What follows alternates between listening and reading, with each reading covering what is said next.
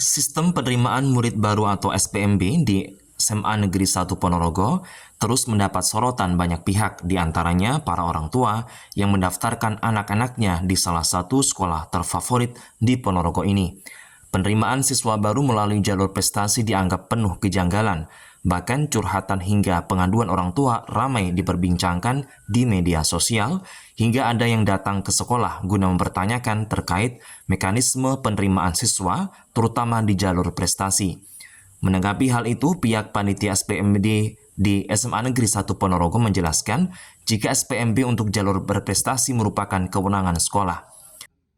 Ada beberapa wali murid yang anaknya tidak diterima, itu konfirmasi ke sekolah, terkait menanyakan kenapa prestasinya bagus itu kok tidak diterima. Terus yang terjadi di sekolah itu seperti itu.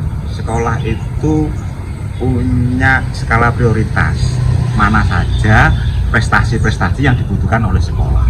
Tidak semua prestasi kita terima. Misalkan ada olahraga basket, itu secara penilaian memang tinggi, tapi kebetulan di kelas 2 ada siswa yang masih menjadi atlet. Jadi kita mencari prestasi-prestasi yang lain, seperti kebutuhan sekolah, misalkan dalang, terus misalkan pengerawit, terus jadil dan sebagainya, penyanyi, puisi, itu yang kita cari. Sementara itu, salah satu orang tua yang sempat mendaftarkan anaknya di SMA Negeri 1 Ponorogo, Gaguk Hermanto, mengungkapkan bahwa pengelolaan SPMB yang kurang baik dan tidak adanya transparansi dianggap menjadi salah satu pemicu kegaduhan. Adanya siswa dengan capaian prestasi yang dinilai lebih tinggi justru tidak lolos seleksi. Sementara terdapat peserta lain yang hanya punya sertifikat prestasi namun tidak ada kesesuaian dengan petunjuk teknis dari Dinas Pendidikan Pemprov Jawa Timur justru diterima.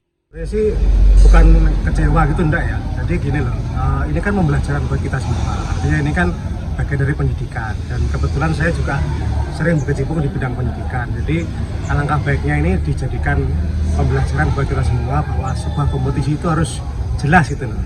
Apalagi di sini sudah ada juknisnya yang jelas yang diterbitkan oleh Dinas Provinsi Jawa Timur. Jadi ada anak yang nilainya atau prestasinya itu hanya 1 tapi diterima.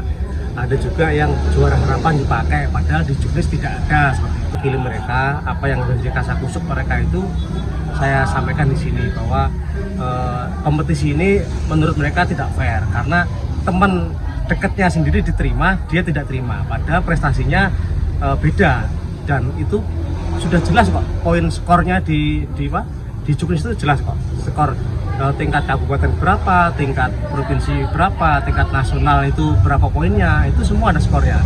Dan yang paling penting di situ tidak ada juara harapan itu masuk dalam skor, nggak ada. Nah, sedangkan di sini ada indikasi juara harapan itu diterima.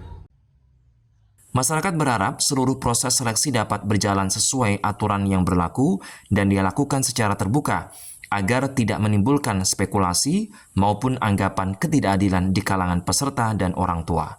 Dinar Putra Perdana, Ponorogo, Sakti TV.